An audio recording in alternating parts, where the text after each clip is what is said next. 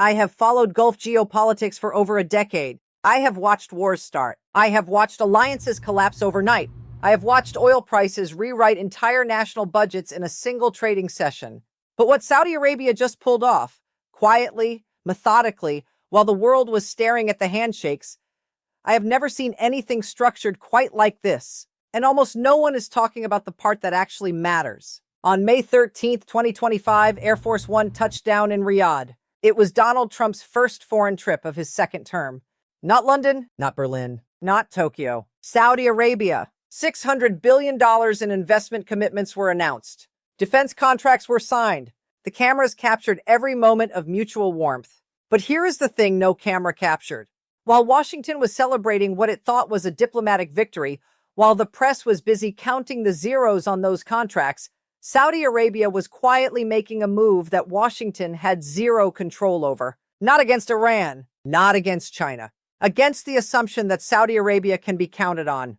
That is the move. And by the end of this video, you will understand exactly why it is the most consequential strategic act in the Gulf since 2003. If you want analysis that goes 3 layers deeper than anything you will find in a newspaper, the kind of breakdown that connects oil barrels to your mortgage rate, that reads diplomatic silence as strategy, subscribe to Nexa World Brief right now. Every new analysis goes straight to your feed. No noise, no hot takes, just the actual strategic logic underneath the news. Now let us get into it. Let us start with geography, because geography does not negotiate. The Strait of Hormuz is 21 miles wide at its narrowest point.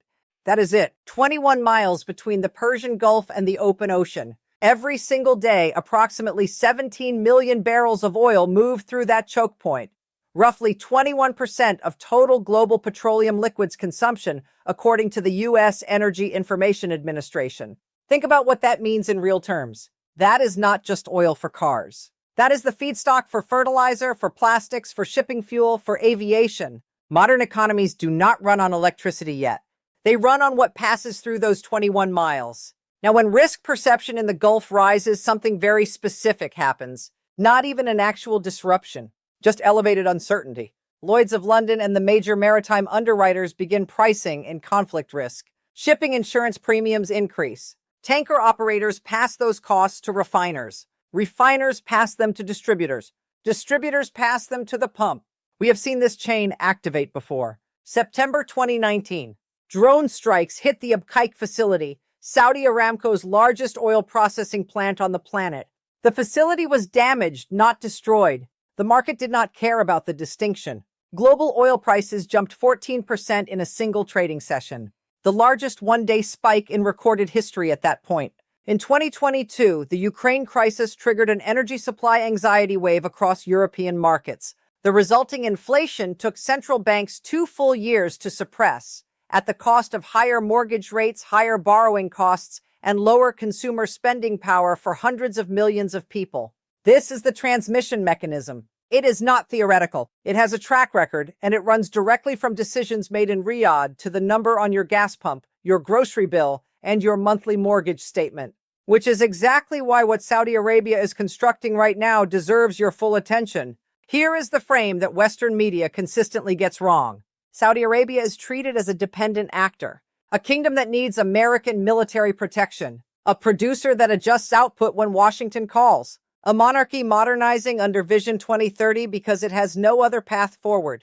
That frame is not entirely false. It is dangerously incomplete. Let us look at what actually happened across a 10-year window, because individual events read separately look like reactions. Read together, they reveal a doctrine. In 2016, Saudi Arabia co-founded OPEC Plus with Russia, a direct structural counterweight to American influence over global oil pricing. Washington objected. Riyadh proceeded. In 2023, Saudi Arabia allowed Beijing, not Washington, to broker its normalization agreement with Iran. The United States, which had spent years positioning itself as the indispensable guarantor of Gulf security, was not in the room. Riyadh sent a message without sending a message. In May 2025, Trump arrived in Riyadh carrying the full weight of American presidential prestige. $600 billion in commitments flowed toward Washington. And yet Saudi Arabia walked away from that visit without the one deliverable it had been explicitly pursuing for years, a legally binding bilateral defense treaty with the United States. According to direct reporting from the Associated Press and Reuters covering the visit, that formal security guarantee was notably absent from the agreement signed. Read that again. Saudi Arabia offered $600 billion and received no formal military commitment in return. And then it kept moving. Because here is what the Columbia University Center on Global Energy Policy documented in February 2025. Riyadh was simultaneously navigating direct pressure from Washington to increase oil production and lower global prices, while maintaining internal OPEC plus cohesion. Saudi Arabia did increase output, but without any structural long-term commitment. It moved the lever, and it kept its hand on the lever. This is not compliance. This is negotiation conducted through barrels of oil. According to analysis from the Brookings Institution's Foreign Policy Program, Crown Prince Mohammed bin Salman inherited a kingdom defined by consensus-driven, predictable foreign policy. What he has built in its place is something entirely different, a posture of deliberate strategic ambiguity. And that ambiguity, that calculated unpredictability, is not a weakness. It is the product itself. Let us break down the 4 simultaneous moves Saudi Arabia was making in the first half of 2025, because each one, reported separately, looked like a minor diplomatic footnote. Together, they describe an architecture. When Washington and Tehran began nuclear negotiations in April 2025, Saudi Arabia did something that almost no analyst predicted. According to analysis published by the Stimson Center's Middle East Security Program, Riyadh publicly backed a negotiated outcome, a sharp reversal from years of lobbying Washington to maintain maximum pressure on Tehran. Saudi officials also openly opposed any military strike on Iranian nuclear facilities. The country that spent a decade pushing the United States toward confrontation with Iran was now the loudest voice in the room calling for restraint. Not because it loves Iran, because it needs the Gulf stable enough for Vision 2030 to attract foreign capital. According to Stratfor's May 2025 regional assessment, this reflected Riyadh's commitment to the 2023 Beijing-brokered normalization agreement, which, despite ongoing tensions, was holding. In November 2024, Pakistani Army Chief General Asim Munir traveled to Riyadh for defense cooperation talks. He returned in June 2025, this time accompanied by Prime Minister Shehbaz Sharif. According to analysis from the Washington Institute for Near East Policy and Chatham House, discussions around a formal mutual defense agreement between Saudi Arabia and Pakistan were actively progressing during this period. Pause on that. At the exact moment Saudi Arabia was signing defense contracts with Washington, it was quietly constructing a parallel security relationship with a nuclear-armed state that sits entirely outside the American alliance structure. Pakistan has nuclear weapons. It has one of the largest standing armies in the world. And it has a decades-long relationship with Gulf monarchies that predates American involvement in the region by a generation. This is not a backup plan. This is a parallel architecture. Under direct pressure from the Trump administration to drive down global oil prices, Saudi Arabia coordinated with OPEC Plus to increase production. The headline looked like cooperation. The subtext was something different. Saudi Arabia increased output without committing to any structural long-term change in production policy. It gave Washington the price movement it asked for once and retained full discretion over every future move. In the language of geopolitics, that is not compliance. That is a demonstration of conditional cooperation, a signal that further cooperation has a price and that price has not yet been named. And then there is the quietest move and the most significant one. Saudi Arabia spent years signaling that it wanted a formal bilateral defense treaty with the United States, the kind of legally binding security guarantee that anchors American strategic commitments the way NATO's Article 5 does in Europe. Trump visited Riyadh. $600 billion was committed. Contracts were signed in public ceremony, and the treaty never materialized. According to Chatham House's May 2026 strategic assessment, MBS interpreted that absence as information, specifically as evidence about the reliability of American security guarantees under pressure. The question it raised for Riyadh was not whether the United States would defend Saudi Arabia in a crisis. The question was, under what conditions and at what political cost to Washington Would that defense actually be delivered?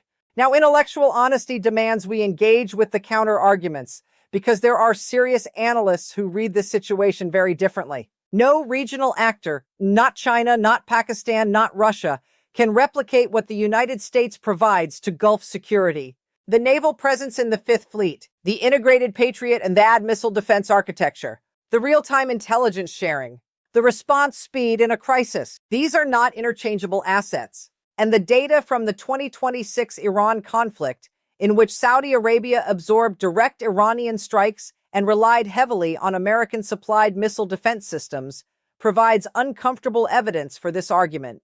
When the missiles were incoming, there was one phone number that mattered. Iran's reading of the Saudi-Iran détente is not that Riyadh outmaneuvered them. According to analysis from the International Crisis Group's Iran program, Tehran extracted something genuinely valuable: regional legitimacy. By maintaining open diplomatic channels with Saudi Arabia while simultaneously facing maximum pressure from Washington and Tel Aviv, Iran demonstrated to the broader Muslim world that it was not isolated. Saudi Arabia's engagement was not a concession from Tehran's perspective. It was a form of implicit validation. And from the perspective of the European Union, the United Nations, and Beijing, the Saudi-Iran détente is simply good news, regardless of who benefits more strategically. Stable Gulf shipping lanes mean stable energy markets. Stable energy markets mean lower global inflationary pressure. The geopolitical maneuvering underneath is secondary to the functional outcome. All three counterarguments carry real weight. A framework that ignores them is advocacy, not analysis. There is a historical parallel that has not appeared in any major outlet covering this story, and it is the most clarifying one available. In the late 19th century, the Ottoman Empire, managing the decline of its strategic position, pursued what historians now call a policy of armed neutrality. Facing pressure from Britain, Russia, and Germany simultaneously, Ottoman leadership made a calculated decision: do not align decisively with any single power. Instead, extract maximum concessions from each, delay commitment as long as possible, and use the threat of alignment with a rival as leverage. The strategy worked until it did not. In 1914, the calculation collapsed. The Ottoman Empire was forced to choose a side under conditions of acute military pressure, aligned with Germany, and was on the losing side of a conflict that dismantled the empire entirely within 4 years. The parallel to Saudi Arabia in 2025 is not perfect, but the structural logic is identical.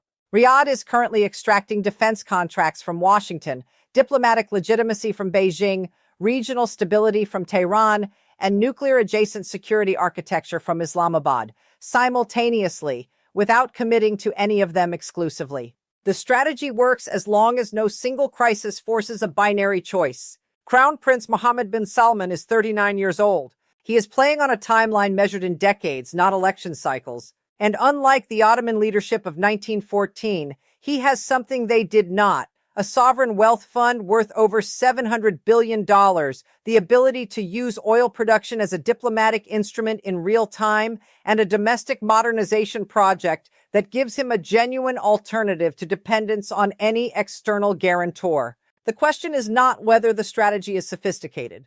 It clearly is. The question is whether sophistication is enough when the pressure arrives, and whether the moment of forced choice comes before or after Vision 2030 is complete. So where does this go from here?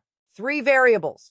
Watch all 3. The formal bilateral defense treaty between Washington and Riyadh has not materialized. If it does in the coming months, it anchors Saudi Arabia more firmly inside the American security structure and reduces the strategic ambiguity MBS has been cultivating. If it does not materialize, watch what Riyadh does with Pakistan next. A Saudi Arabia that concludes Washington will not deliver on formal commitments is a Saudi Arabia with every incentive to accelerate its parallel security relationships. The Islamabad track becomes not a hedge but a primary instrument.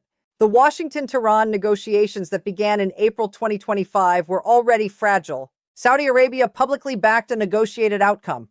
But negotiations of this complexity do not move in straight lines. A breakdown, particularly one involving military escalation by the IRGC, would force every regional actor to declare a position they have carefully avoided declaring. Strategic ambiguity cannot survive a direct military confrontation in your neighborhood. When the shooting starts, you are either inside the tent or outside it.